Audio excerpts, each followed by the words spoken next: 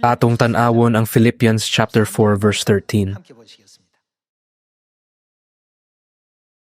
Nasulat na, may kalig-on ako sa pagsagubang sa tanan, tungod sa gahom nga gihatag kanako ni Kristo. Nahisulat, may kalig-on ako sa pagsagubang tungod sa Dios. Ang Dios naghimo nga mabuhat nato ang tanang butang, nagdapit ka nato niini, ug naghiusa ka nato isip usa ka grupo. Sa tinuod lang, sa Dios, halos kita walay ikatabang isip mga miyembro sa grupo. Apan, gihigugma niya kita o gihatagan kita o kahigayunan. Mga igsuon, ang langit nung amahan ug langit nung inahan, nangulo sa tanang buluhaton nga, dili nato mahimo gamit ang atong kaugalingong kusog ug abilidad, ug naghatag ka nato sa oportunidad nga makadawat sa maong langit nung mga ganti. Dili ba kita angay nga mapaasalamaton kanila? Mga igsuon, nagtuo ba mo sa Dios? Nagtuo usab ko sa Dios. Kon kita motuo sa Dios, nagpasabot nga kinahanglan kitang motuo sa mga pulong sa Dios. Ako nagtuo, ug kamo usab sa mga pulong sa Dios. May kalig-on ako sa pagsagubang sa tanan tungod sa gahom nga gihatag kanako ni Kristo. Sugod karon, anggay kitang moinggon, kaya nako ang tanan, dili kay sa akong huna-huna, dili nako kana kaya, dili nako kana mahimo.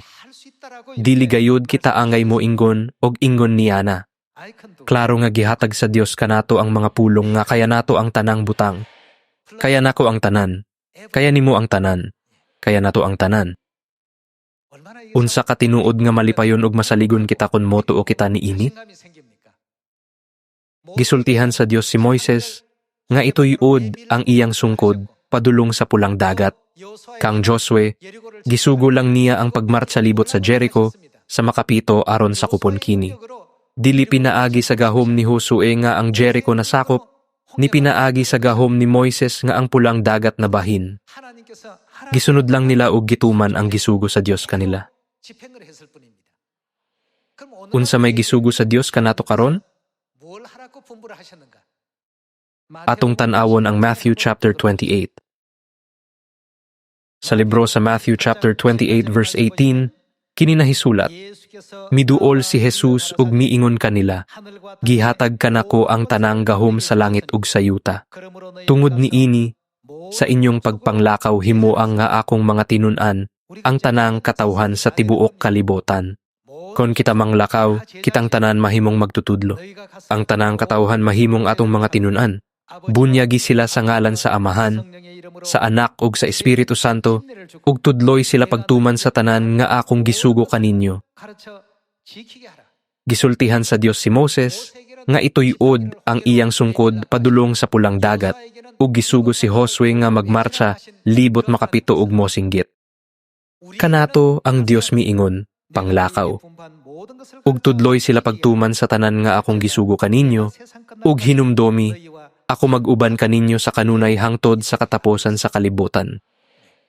Mga igsuon, nagtuo kamo sa Dios, nagtuo ko sa Dios, ug kitang tanan nagtuo sa Dios ug sa iyang mga pulong. Kon kita nagtuo, dili kita anggay magduha-duha nga matuman ba kining mga butanga o dili. Ang pagduha-duha mismo, nahimong ebidensya nga ang Espiritu Santo, wala uban kanila, sa ingon naghimo nga imposible, nga mulihok didto ang buluhaton sa Dios. Mark chapter 9 verse 23. Nganong miingon ka man kon makahimo? Ang tanan mahimo sa tawo nga may pagtuo. Miingon si Jesus.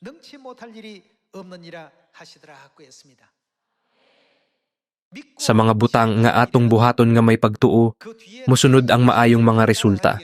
Samtang sa mga butang nga atong buhaton nga walay pagtuo, dili kalikayan nga mosunod ang negatibo nga mga sangputanan. Walay dili nato mahimo kon atong buhaton nga may pagtuo. Ang Dios naghimo kanatong makabuhat sa tanan. Mga igsuon, ang tanan natuman pinaagi sa gahom sa Dios nga naghatag, ug mana didto sa kamingawan ug natuman pinaagi sa gahom sa Dios nga nagbahin sa pulang dagat. Kanato ang pulong nga impossible, wala maglungtad. Bahinon nato ang pulong nga impossible, sama sa pagbahin sa pulang dagat. Kung bahinon nato unsa may mugawa sa atong atubangan? Impossible, di ba?